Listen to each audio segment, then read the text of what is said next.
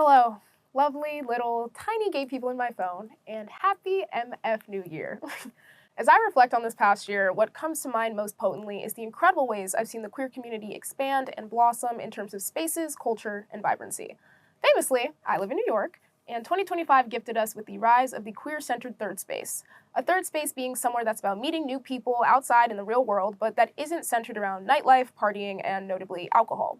So while of course we had a boom in queer nightlife here in New York, which I covered in my New York Lesbian Bars video, we also saw an outpouring of queer book clubs, queer zines, queer poetry slams, and queer supper clubs on the rise. But none do I think made as much of an impact nationwide as queer athleticism. My name is Nia, also known as @VitNia, and I actually love sports. I grew up playing basketball, did cheerleading, and even won varsity in track and field my freshman year of high school. All this less perhaps to do with my lesbianism and more so about being first-generation Jamaican and honoring my Jamaican-American birthright of being consistently asked if I know Usain Bolt. That being said, as a lesbian, I am quite familiar with lesbians. Especially when I was in college, I made the acquaintance of many a rugby player, basketball player, soccer player, and even the rare but not uncommon lesbian cheerleader. God bless you guys.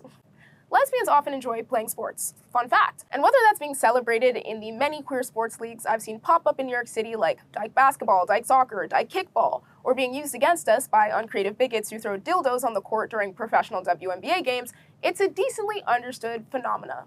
Culturally. To pivot away slightly from the lesbian scene though, the rise of queer sports groups is emerging amidst a widespread international political culture war about the implications of trans people, notably trans women, participating in sports. This spans from high school basketball teams to Olympic level competitions. Some may say society is grappling with what it means to have trans people in sports. And I would say certain administrations are pushing propaganda and fear-mongering about something generally inconsequential that's been happening without major widespread consequence this entire time. I swear people act like trans people just started falling out of the sky in 2016 or something. That being said, the emergence of a city-specific queer athletic event is something that packs a punch as both a culturally iconic pastime adapted to serve, celebrate, and entertain an underserved community, as well as a method of resistance and dissent amidst the backdrop of widespread political bias, bigotry, and discrimination. And when it comes to T-boy wrestling, the topic of today's video, it's both raunchy, sweaty fun for a community that's often painted as meek, confused, or just all-out ignored in dominant culture, as well as at its core, a statement. It's resistance. It's taking control of a warped and dehumanizing narrative, and it's community. It's building something by and for trans men, and the people that love and support them, dare I say, building a safe space. At least that's what it was intended to be, or at the very least, marketed as. But unfortunately, the story of T-boy wrestling is a cautionary one, with central thematic questions around what it means to be in community, what it means to profit off of your community, and the big one in my mind, to be honest, where the hell is the alleged $37,000 that seemingly disappeared into thin air? Hi, gay! In the spirit of New Year, New Me, I am trying to get my life together. And with new years come new expenses. Like, who amongst us is about to get a gym membership? You feel me? And that's why I'm so excited to tell you about today's sponsor, Rocket Money. Rocket Money is a personal finance app that securely links all of your accounts. Checking, savings, loans, investments. It's all in a dashboard so you can monitor your overall financial health. One of my favorite features is that the app automatically consolidates all of your subscriptions into a single list, so there's no more free trials that turn into you paying for something for 3 months that you didn't know you were paying for. You can also really easily create a budget, and the app will give you personalized insights on your spending habits, along with weekly or monthly spending reports so you can stay on top of your financial activities. I've been using the app, and genuinely it's been a great way and a super helpful way to keep track of my financial wellness, my overall spending, areas I want to give to, areas I want to pull back from, especially in this new year. So if you, like me, are trying to lock in on your financial well-being in 2026, check out rocketmoney.com/bitnia, and the link is also down below. Thanks so much to Rocket Money for sponsoring today's video. Meet Mitch Miller and Adam Bandrowski. This is the first time we've ever been on video right next to each other. Oh, I've been waiting. I know. Hi. Two trans masculine creatives who founded and operated T-boy wrestling, as well as its attached social club, Trans Dudes of LA. Tonight's really casual. We just have some food, some vibes. We want everyone to get to meet each other a little bit, get some of the nervous energy out for tomorrow. According to their wiki, Adam founded Trans Dudes of LA in 2023 with the purpose of creating a consistent space for trans men and trans mass non-binary people living in Los Angeles to gather and build community through event series. The organization would host small meetups in Silver Lake and Echo Park like hiking, beach days, pumpkin carving, all throughout 2023. But it was ironically at a billiards-themed event that Adam would meet Mitch Miller, which would prove to be quite the gamble indeed. I know villagers pool, but people gamble on pool, right? Let me have my shitty pun. Adam, a freelance animation artist, and Mitch, a printmaking artist, would soon become close friends and co-directors of TDLA and host their first ticketed event, Magic Dyke, in late 2023. Magic Dyke was a T-boy-centered pre-party with live music and performance art and drag, where in a strike of lightning, Adam and adult film actor Noah Way wrestled on stage to the glee of attendees. And thus, the idea for T-boy wrestling was born. Nearly a year later, their first T-boy wrestling event was held in Los Angeles in September 2024 and was branded as, according to a quote from Mitch, a combination of professional wrestling and wrestling as a combat sport, as well as performative in a similar way to drag. But famously, November 2024 introduced the second Trump administration, which heightened community desire and interest in the event. So they threw another one.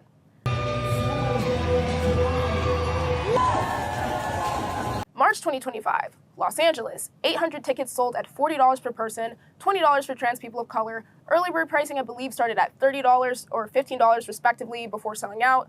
There was also a $5 online stream ticket offered for some shows. 80 performers, 40 matches, memories to last a lifetime. Notably, it was at this event that TDLA and T-Boy Wrestling had begun collaborating with Trans Guy Supply, a brand that sells adult toys and gender-affirming gear, who acted as a vendor at the event, selling their own merchandise, whilst also selling T-Boy Wrestling merchandise and taking pre-orders for T-Boy Wrestling merchandise on behalf of T-Boy Wrestling and TDLA. It's on the back too? It's all Shit. These are gonna sell out. T-Boy Wrestling. Stay with me here. We've got Trans Dudes of LA, a social group that throws events, T-Boy Wrestling, an event series under TDLA, both directed by Mish and Adam, and now we're introducing Trans Guy Supply, a separate business and entity that was sponsoring and selling their merchandise at T-Boy Wrestling events. Got it? Good, because it only gets more complicated. The second T-Boy Wrestling in LA was a notable step up production-wise with an official boxing ring, bleachers, professional lighting, and a Jumbotron. And it was at this point it's announced that T-Boy Wrestling is leaving LA, baby. This event was gaining steam, and TDLA was riding the wave. The next stop was San Francisco/Bay Area in June. Hey. Kind of keep it far away from my mouth so you can't hear me breathing.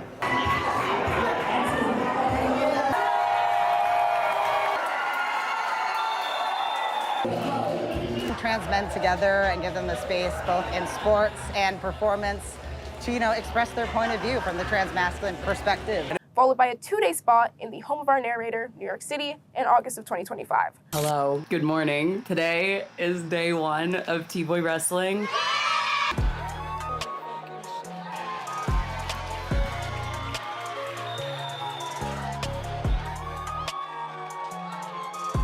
So we're here from LA, but I'm a New Yorker originally. We're both artists who want to see trans people thrive in every area of life. And this is just a stage to witness that on a small scale, to make a mark in athleticism, in sports, in arts, in performance. Whatever you want to make of this, this is for our community. This is for the performers here, all trans men, trans masculine, and non-binary individuals here tonight.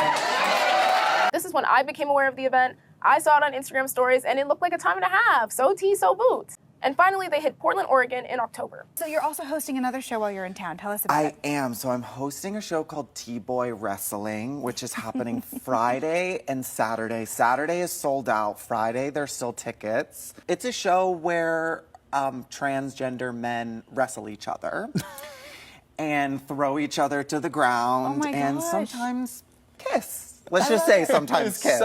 In an interview with them, Mish stated, "It's our living, sweaty, chaotic piece of art. We're using the language of sport and spectacle to create something way deeper. A space where trans, masc, and non-binary people can take up space, tell our stories, and connect with each other and the crowd in ways that feel raw and real." Who's gonna take it? Who's gonna take it? It's really awesome to see it grow. And I'm hoping we can just do that in every city and kind of have like a small community of trans men in every major city. So yeah, people can find their people.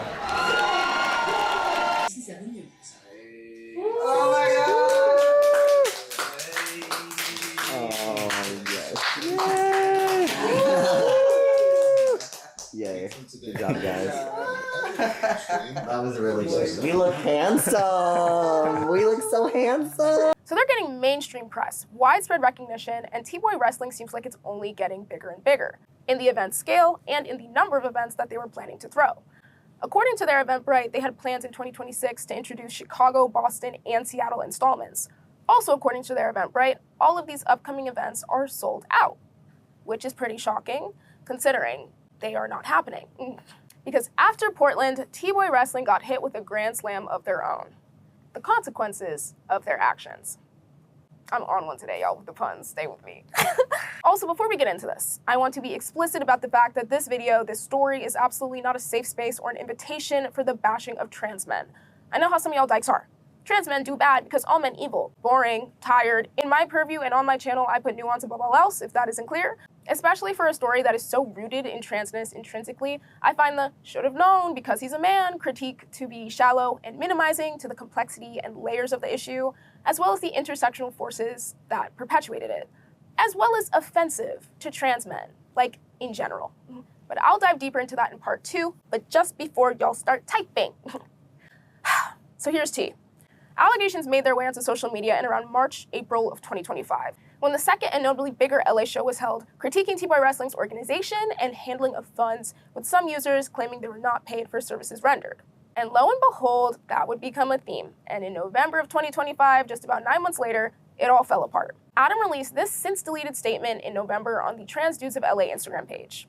Quote, "It's with a heavy heart that I share that TDLA will no longer be producing events. In the past week, it has come to light that my co-director, Mitch Miller, has mismanaged organizational funds and accrued debts in his name. This was done without my knowledge, and I discovered that a TDLA LLC was never established, as I was led to believe. Instead, all business operations and finances for TDLA events were conducted through the Print Shop LA, a company owned solely by Mitch Miller. As a part of closing, this TDLA social account will be transferred to a group of trusted community members who plan to reimagine this space under a new name with new leadership and a more equitable and sustainable structure. I'm genuinely excited to see how this next generation of organizers will carry the work forward in ways that better represent and serve our community. I hope you will continue to support their efforts in this transformation." One of the most notably and publicly scorned employees who worked T-Boy Wrestling was comedian, host, content creator, and performer Marley Goderer, a trans woman who acted as a primary host and somewhat face of the brand.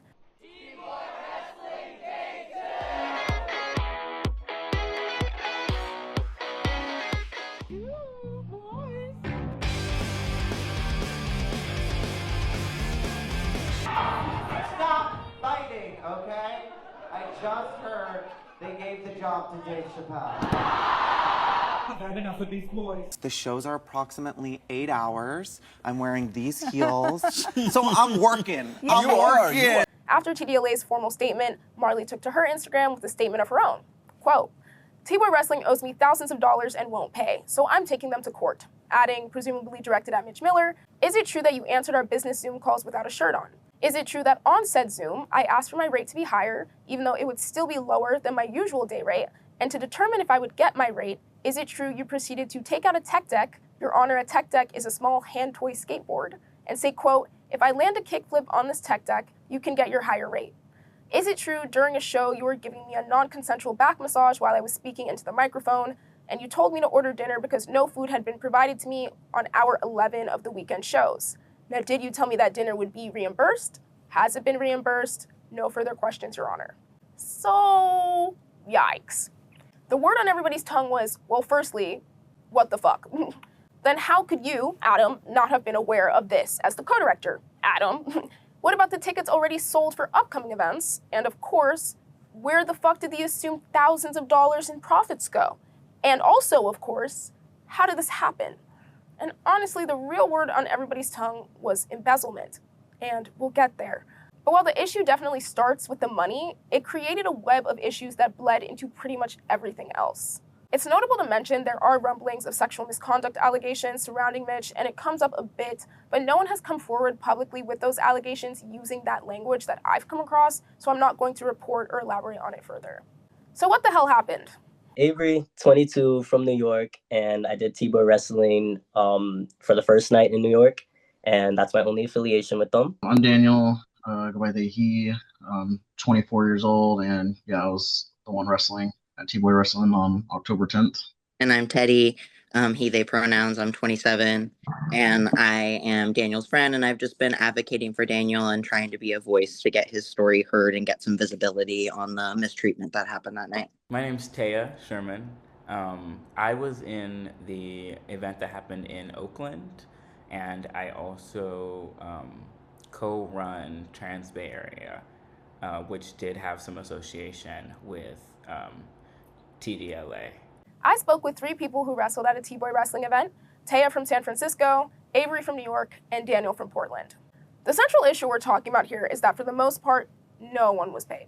Food vendors, referees, hosts, DJs, these were wide-scale, huge, multi-city events, a string of them, and in their wake, a trail of unpaid labor by primarily Black and brown trans people. Not good.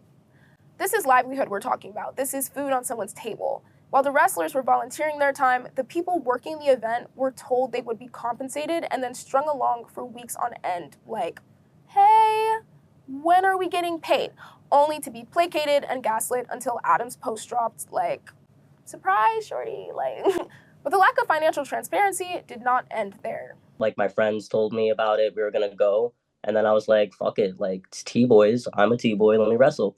They didn't, like, reach out to me, like, at all. They kind of just, like, added me to, like, an Instagram group chat, like, a month before the actual meet.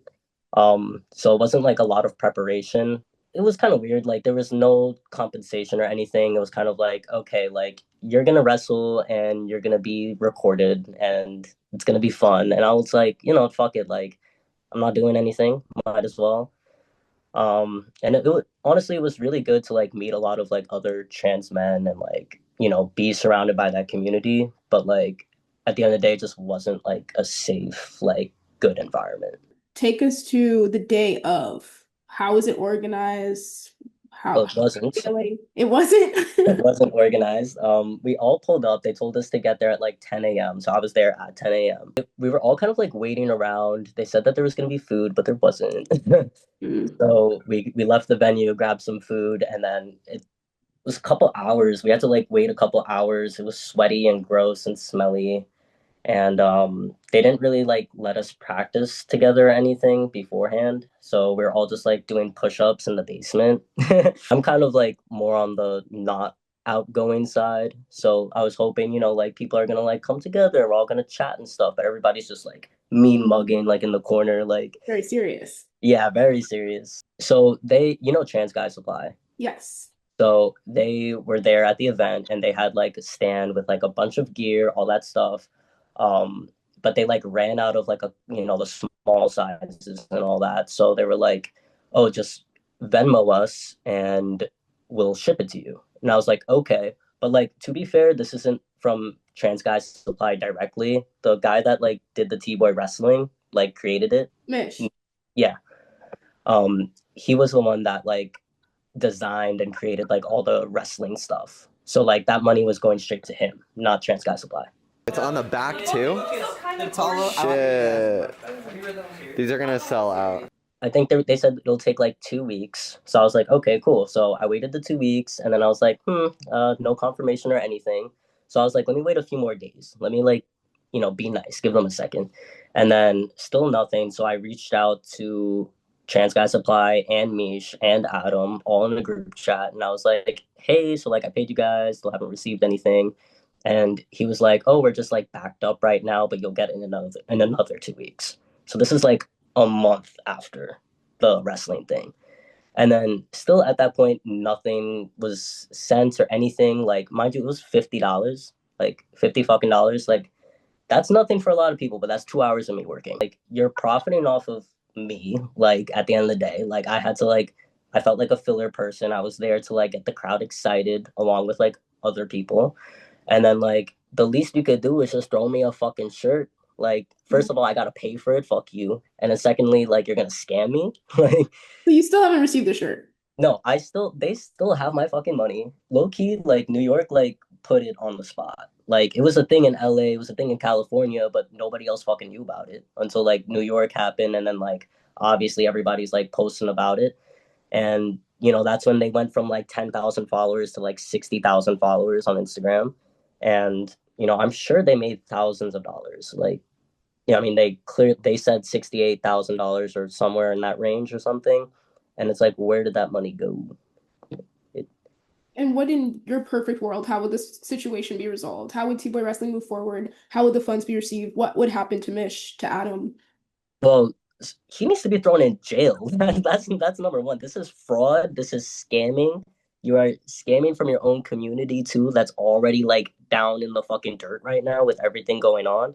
I'm like, that's and like also you're just giving us a bad fucking name. Like at the end of the day, you're making people that already hate us think like, oh, we're shady and like we're like suspicious and stuff. Like, why would you like fuck us up like that? You know? I feel like they're not gonna do anything about it because then something would have already been done.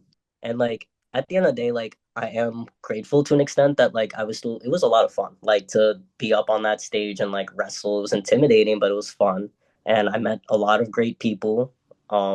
Made a lot of connections through that alone. But like at the end of the day, it's like you still took advantage of me. You still, fucked me over to an extent. I called out of work like 4 or 5 times for this, and that's pretty much like what, like $800 of work that I missed out on just to lose more money doing it. Like, come on. So obviously, something's deeply awry with the money, and this brand built off of creating a safe space for a marginalized community is low-key exploiting that community's hunger for representation, whilst on multiple levels not upholding the safety and integrity of that space. And that unfortunately includes physical safety as well. It started as like it was like a sponsored post, and so like when I saw it, me and my friends like talked about it, and they're always like they're just telling me like, oh, you should do it, you should join and stuff. So I did. I just signed up through like their little Google application thing, and then a couple weeks later, they like I think it was Adam who texted me, saying that like I got chosen and stuff, and then eventually we got added into like a group chat, got matched with my wrestling partner. And then it was just a couple like group emails of like with like kind of like a PowerPoint of like here's how it's gonna go, here's some like practice dates. I met my wrestling partner there, and it was kind of just like he was like a little standoffish. I was like I kind of figured it was like we were just like shy. I like made a couple attempts to like communicate like what do you want to do, like how intense do you want to go, because he said he's never wrestled before either, and then he said that he also like busted his toe at one of the practices. So I was just like, do you want to go more gentle? Do you want to like go more rough? And he was just like, I don't really care. I don't whatever you want to do. When we just like started going at it, he was just like being a little bit more rough than I thought, because I was under the impression that because he's never wrestled before that it was gonna be more we're gonna go more easy on each other. But it's kind of unexpected. Like, oh, okay, we're like actually like being a little bit more rough. So it was kind of took me off guard, and I was just trying to stay up and not get pinned down. I pinned him down for like the first round, like for over 15 seconds when my partner was recording it. But they didn't like do like the tap out or like end the first round when I thought they were going to. And then on the second round, we were kind of just going at it again. And then the next thing I remember is my leg just snapping. So you broke your leg? Not the leg. It like it like bent sideways outwards at like a 90-degree angle from the knee. My gosh. So tore all major ligaments. Right now I'm just dangling on a PCL. So when I got the MRI, they said you tore all your ligaments and then some like complex meniscus tearing. And there's lots of fluid buildup. So pretty much like I say it's broken just to like make it easier, because explaining like ligaments like kind of is a lot, but basically it's just like all the tendons are kind of messed up and I'm just like hanging on by a string. Wow. Yeah, it was pretty painful. I was like trying not to black out. When that happened, I like told him to like kind of get off me a couple times. And then one of the refs came and was asking what's up, and I was just at the moment I thought I broke my leg because like I heard it crack and stuff. I didn't know what I broke. It kind of took them a while to like get someone over, and they kept asking like, "Can you get up? Are you gonna get up or no?"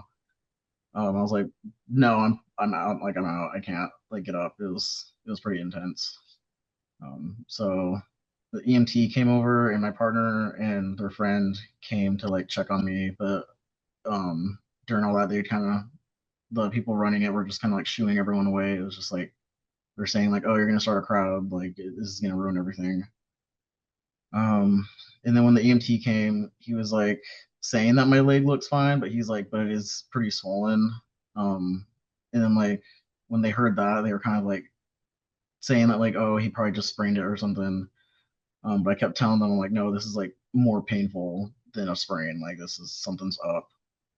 And the next thing I know, they call an ambulance and have them pick me up. And they said my opponent was just saying that I was like that I just fell and was kind of being dramatic.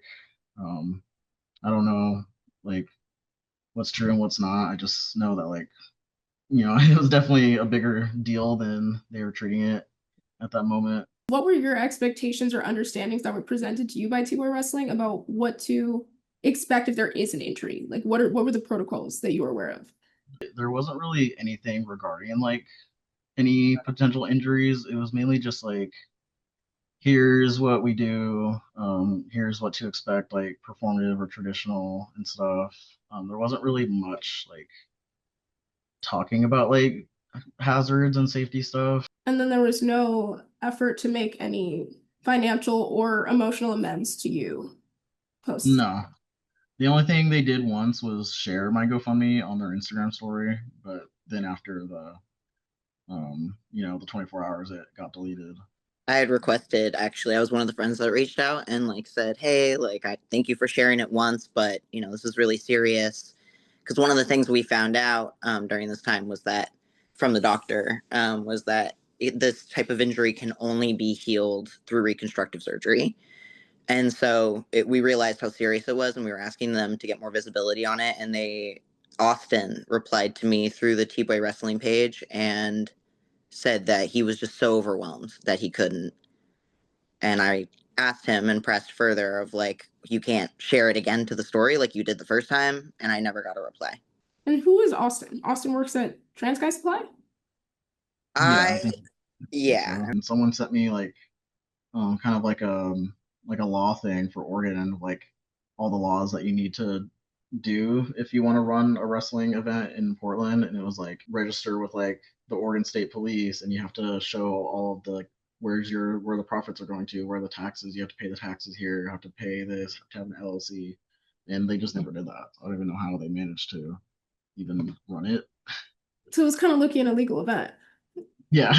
Because like they never had an LLC, then I don't even know how they were able to like run it. I've talked to like a couple of lawyers, but then they were just like, there's so much wrong with this, we don't even know how to go about this. So that's another thing I've been struggling, is finding a lawyer who's like willing to go through this mess. It's kind of like finding a needle in a haystack. It's like, what law exactly did they not follow, and then we can go about that. Because it's not even just about the injury, it's about like they ran an event that wasn't insured. Because the whole thing with running wrestling events in Oregon is like you have to have insurance to cover these types of injuries, because then the venue itself can get sued.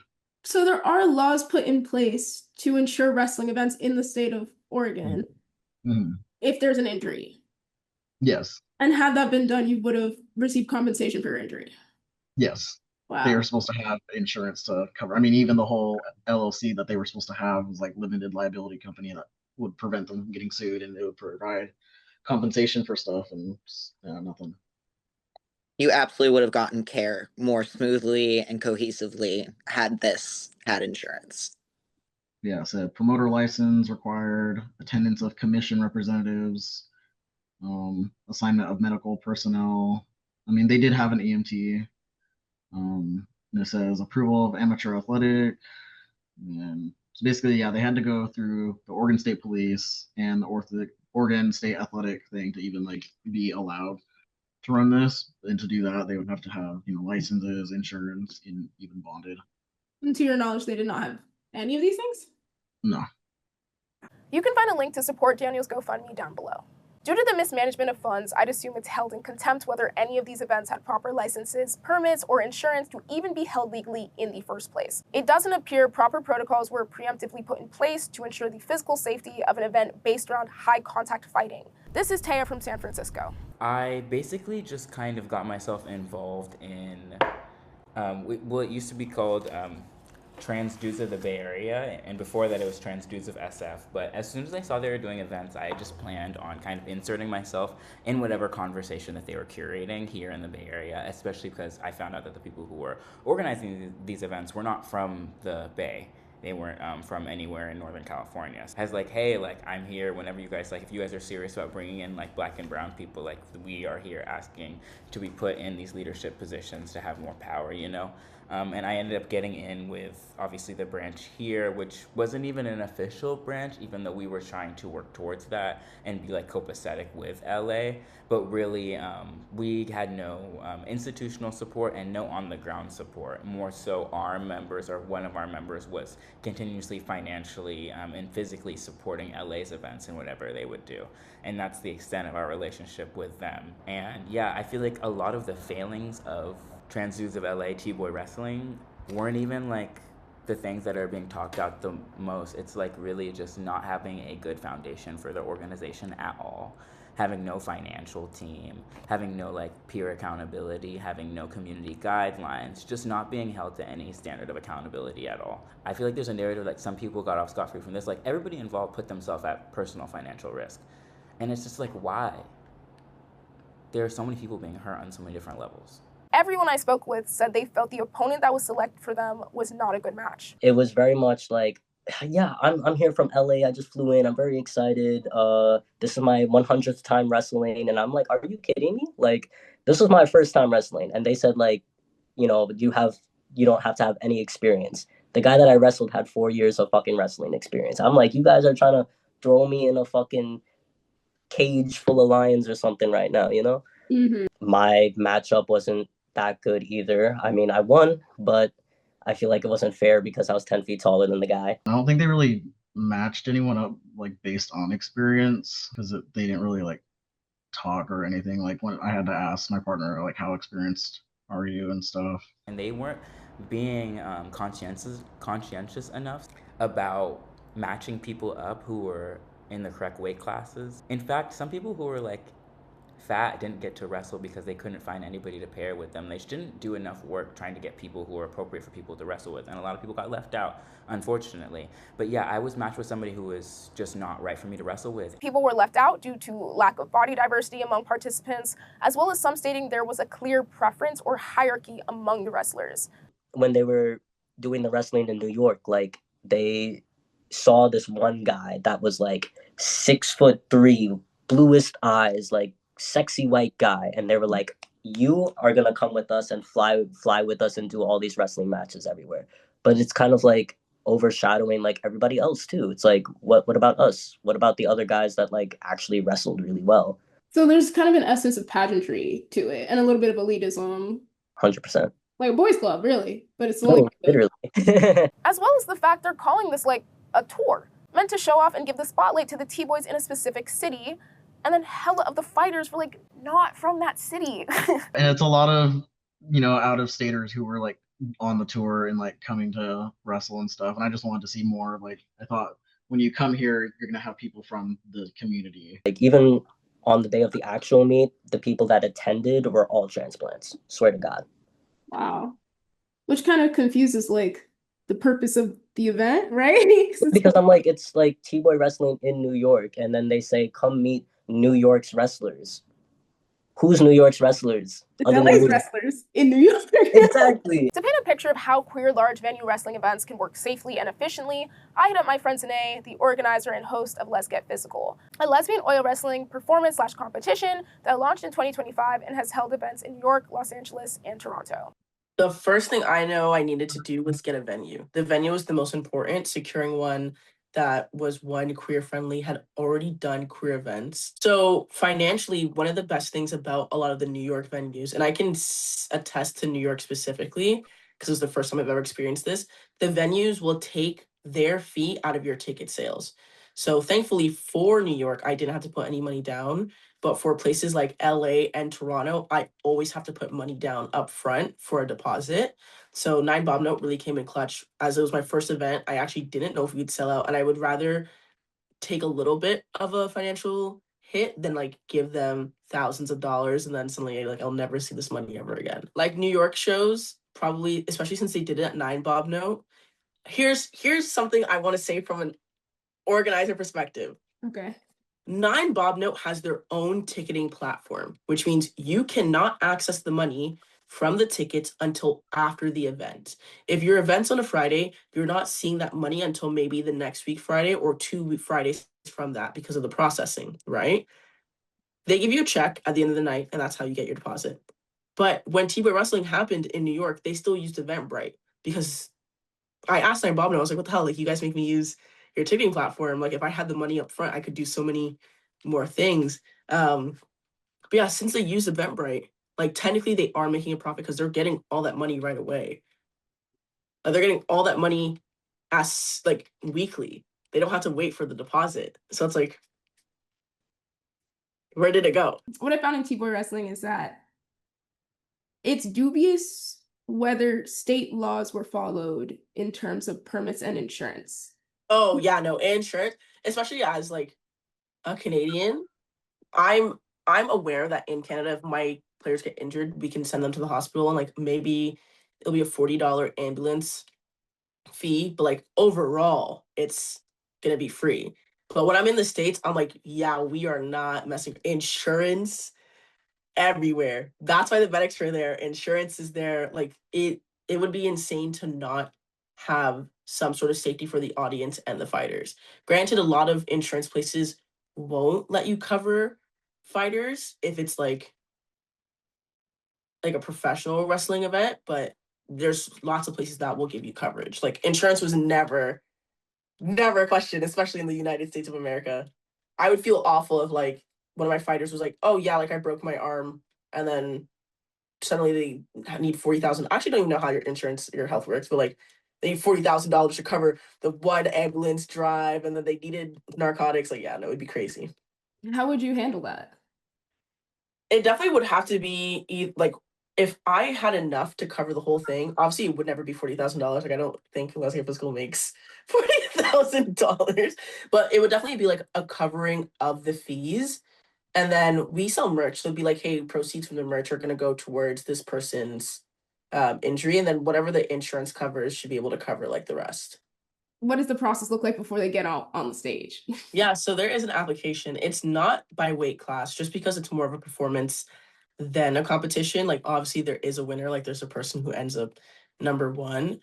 But since it's not a competition, there's no weight classes. When we're looking at the applications, we literally just see people on paper. Like we don't see, oh, who is petite and how do we pair them up with someone else petite, who is plus size, how do we pair them up with someone else who's plus size. It's really just, okay, you say you want a 40 fight, you say you want a 40 fight, and your storylines are similar, so we're going to pair you up. So that's how the pairings work. And so they have, usually I want to give them 2 weeks to meet with their partner, to like get comfortable with them, discuss no touch zones, if they want to be flirty, if they're going to kiss, if they're not, what are the playful banters they're going to have in their performances. And then day of, before the event, we get them to come for a safety training where me and my associate producer, Grace, will like just demonstrate what is like good and what's not okay. Holistically, nothing major has No. that you've put in place have proven to be effectively safe. Yeah. Were you familiar with this event? Were you surprised when all of this came to light? I was very familiar with this event, so much so that I was begging them to let me run their Toronto show. Like I was in their DMs like, guys, I will take care of all the groundwork for Toronto. Let me get the Toronto show ready for you. Like I will host it. You can put your name on it. Like we just need it here. And then like once my Let's Get Physical took off in Toronto, New York, and LA, they like replied back and like, oh, congratulations on the show. I was like, congratulations on your show. My LA show had people who were a part of their LA, because it was Transsuit of LA organization. So when it happened, I was like, you saw, like I was baffled. First, when he like made the statement, I remember DMing him being like, hey, like this takes a lot of what's the accountability. I'm like, yeah, thanks for sharing this. Like, I hope that everything works out and that you take time to like better yourself as an organizer. And then as more things started coming out, I was like, let me take my leg back. With LGP, there's always lots of learnings. So with the latest one in New York, one of the wrestlers was like, oh, like, do I get a prize on top of the belt? I'm like, oh yeah, like you get the tips. Like the tips are split evenly among people. And she was like, oh, because people are asking me like how much money I made. And I was like, what do you mean? There's no cash prize. Like, we've never had a cash prize.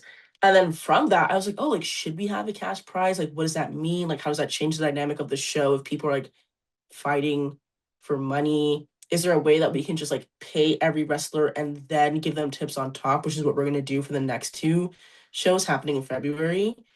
But I remember reaching out to some of the wrestlers from T-Boy Wrestling because T-Boy Wrestling has a cash prize. I was like, okay, cool. How do you work towards that?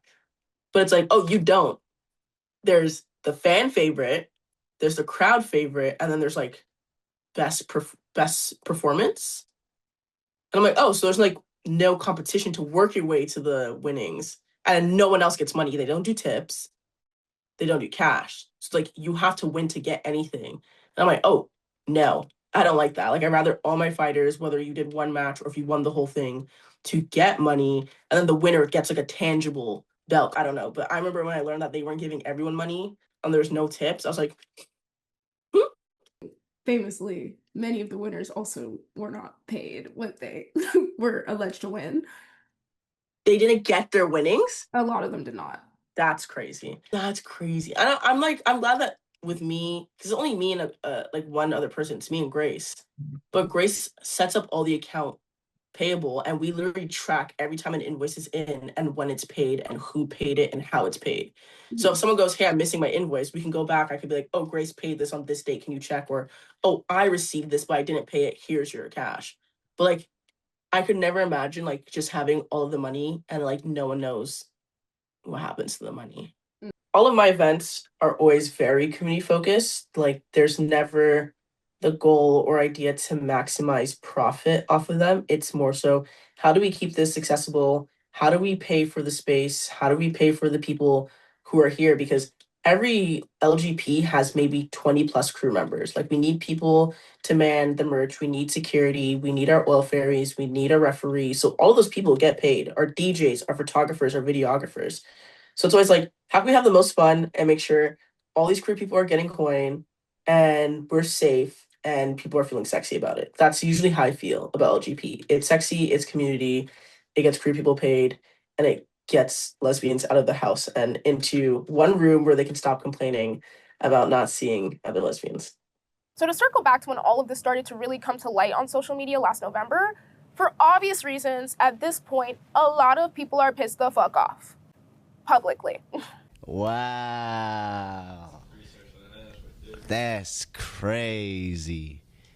So the co-owner of T-Boy Wrestling admitted to embezzling thousands of dollars.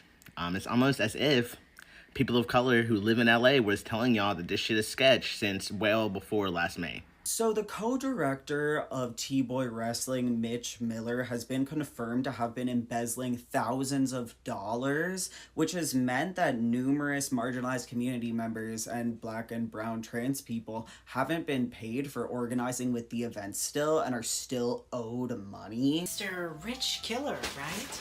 Sorry to bother you again, it's just you haven't been answering our phone calls.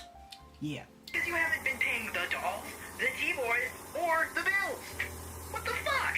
Pick up your goddamn phone. What is wrong with you? And while all of this stuff is going up, a very notable thing gets taken down. All of Mitch Miller's social media accounts. So who is Mitch Miller? My name is Mitch Miller. I'm an abstract artist. Abstract art has been a way to process things, especially in relation to my queer identity and my trans identity. Right now, there's a lot of bittersweet in the world. As a queer person, I experience a lot of bittersweet.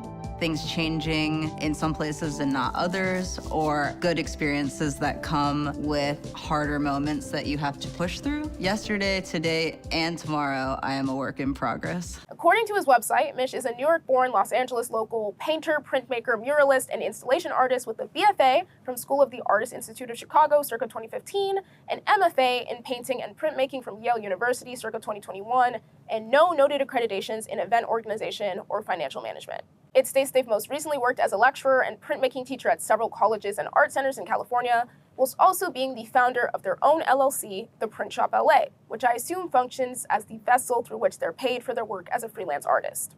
But it's also Notably, the entity listed as the host for all of the T-Boy wrestling events on Eventbrite, where the tickets were bought and sold publicly.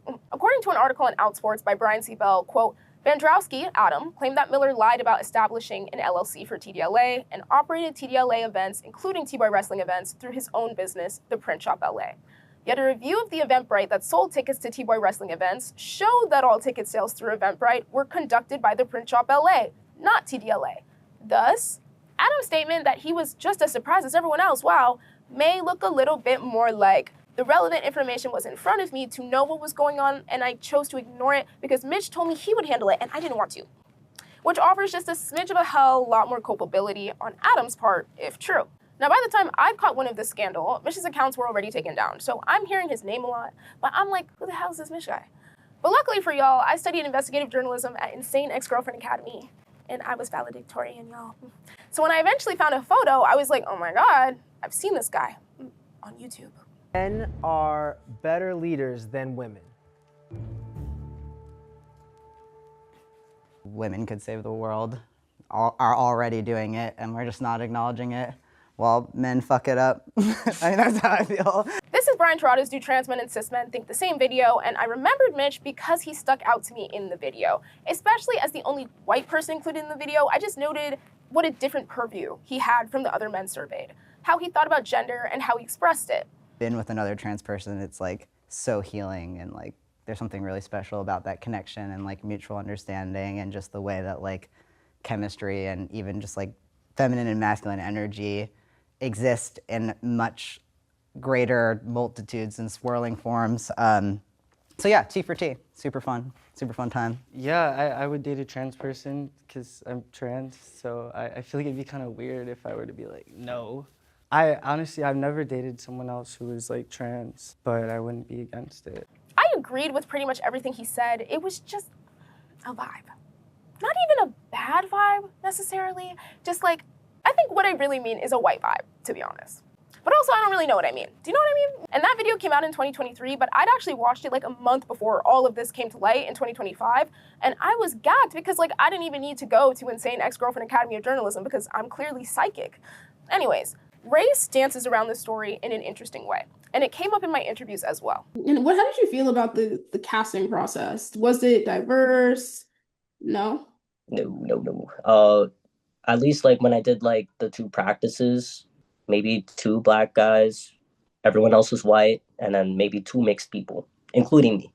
I don't know. I feel like it's interesting, like a lot of the ways that people move in certain communities, especially like white trans masculine folk, and just white trans folk across the board. They believe that because they are the way that they are, that they can kind of do what they want, and they won't have these repercussions. But when you burn a lot of bridges and you don't like, I don't even know how to say this, but he was just too big. He just got too big, you know? And people who have very little financial literacy and a lot of ego and a lot of white privilege coast off that for as long as they can with whatever privilege they have. The idea of the big bad of this story being a white trans man is complicated. The narrative being a white man allegedly did not pay a collection of black and brown trans people for their labor sounds abhorrently black and white and almost not even shocking, except for the whole part where Mitch is also trans. So why throw an event that's marketed as a way to uplift your community just to fuck them over? What type of person does that, and why? Well, Mitch released a statement of their own before taking down all of their social media accounts, and it turns out the line between embezzlement and ego may be floss thin. According to Adam's statement, they never made a profit on T-Boy Wrestling. That's recap. I think that's BS. Which, if no one's getting paid, then yes, they made a profit. But on paper, if they were to pay everybody, they wouldn't be making a profit. I totally believe that they weren't making anywhere close to even. I think there's like a lot of misconceptions that money was just being stolen and then being used for this and that. Things were already bad a long time ago financially. I don't know specific numbers, but I do know that it was not enough to cover operations. Ever. Stay tuned because in part 2, we're diving into the fallout, the impact, and most notably, the less than pristine cleanup under new management, or at least attempt at one. As well as what this means for the community at large, how it went on for so long unchecked, and with links still live promoting upcoming events, what the hell happens next? And above all else, was the money stolen or did it ever exist at all? Hello, gay people. we are in the stew for a very special interview. Meet Marley. Hi, it's me, Marley.